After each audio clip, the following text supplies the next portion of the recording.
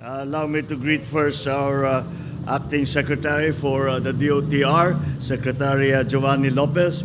Please take your seats.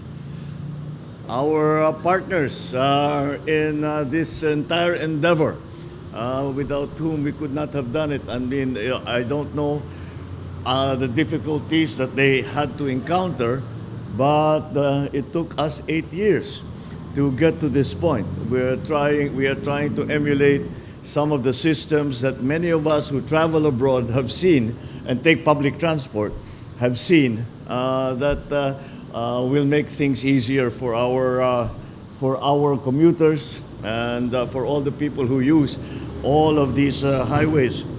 Nandito po, San Miguel Corporation Chairman and CEO Ramon Ang, and Metro Pacific Investments Corporation Chairman and CEO Manny Pangilinan. Two of our stellar partners in the private sector. Marami sa ating ginagawa ngayon, hindi kayang gawin ng pamahalaan lamang. Kaya't natin sinama at humingi ng tulong sa ating mga private sector partner. At masasabi ko naman, kapag tayo humihingi ng tulong sa kanila, hindi pa tayo hinihindian. Talagang lahat ng maaari nilang gawin, ginagawa nila para magkaroon tayo ng matagumpay na programa kagaya nito. The Toll Regulatory Board Executive Director, Jose Arturo Tugade. Aba, may dala kang pala.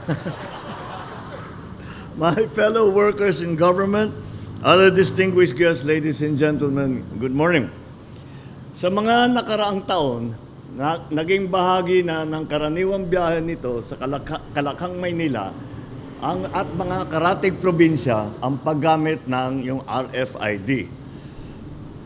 Malinaw ang layunin nito, mapabilis ang daloy ng trapiko sa mga toll gate. At totoo naman, malaki ang tulong nito. Ngunit hindi natin may kaila ang nagdudulot din ng dalawang RFID systems na kalituhan.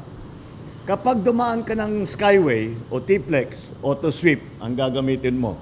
Kapag naman NLEX o EasyTex, EasyTrip naman.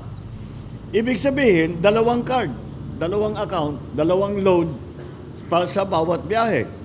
Minsan pa, nalagyan mo ng load yung NLEX, kaso nalimutan mo yung T-Plex. Resulta, pipila ka sa bayaran. Sayang sa oras, bawas sa oras na para sana sa pasyal, sa bonding sa pamilya at sa trabaho. Nakikinig tayo sa hinain ng ating mga kababayan. Kaya naman, pinag-aralan natin ang problema at nakahanap tayo ng magandang solusyon. Simula ngayon, iisang RFID sticker na lang ang kailangan para sa mga toll expressway natin sa buong Luzon.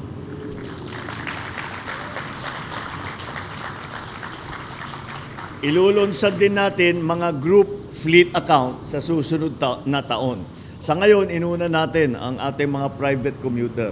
Kaya isusunod na lang natin yung mga fleet accounts, which I am reliably informed comprises a very small minority of the total traffic that we are trying to ease. Iisang account na lang, iisang sticker na lang, iisang sistema, one RFID for all tollways. Hindi mo na kailangan mag-alala kung tama ang account mo o na-loadan mo. Maganda pa rito, libre ang registration. Walang bayad. Higit sa lahat, nasa inyo kung mag-register kayo dito. Optional po ito. Kung hindi nyo naman nagagamit ang isang sistema, ay set up na, bahala kayo kung ano yung kailangan ninyo. Kung kailangan nyo yung dalawang sistema na ipagsama, nandyan ang option. Kung hindi nyo naman ginagamit ang isang sistema, manatili kayo dun sa inyong pang-araw-araw na pangangailangan. Ngunit, kung ninanais nyo ng mas simple na pinagsamang account, pwede na. Ginawa nating madali. Abot kamay, hassle-free ang buong proseso. Pwede nang magparehistro online o walk-in. Ang reformang ito sa RFID system ay bahagi ng mas malawak nating layunin na gawing mas moderno, konektado at nakatuon sa pangangailangan ng bawat Pilipino ang ating infrastruktura. Hangad natin ang dire-diretsyong biyahe mula Hilaga hanggang Timog dito sa Luzon. Reduce unnecessary stress, reduce unnecessary delays. Maliban na lang kung napahaba ang pagkain ninyo sa mga stopover, hindi na po namin kontrol yan. Nasa sa inyo na yon.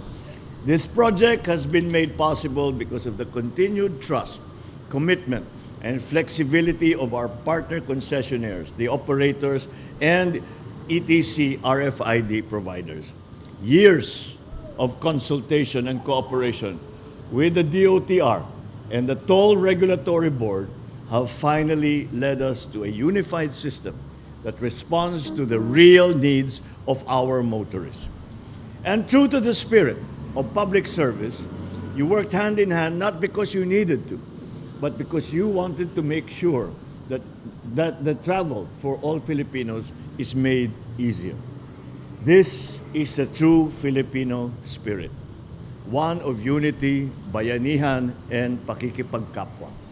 So to our partners from the San Miguel and Metro Pacific Investment Corporations, maraming salamat for being part of the solution.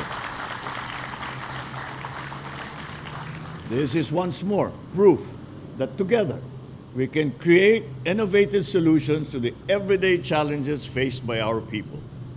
Muli, isang paalala para sa ating mga biyahero at motorista. Hinihikayat namin kayong siguraduhin may sapat na load ang inyong RFID bago bumiyahe. At sa mga wala pang account, iniimbitahan namin kayo na subukan ninyo ito. Madali lang ang proseso. Tiyak na malaking tulong sa inyong paglalakbay.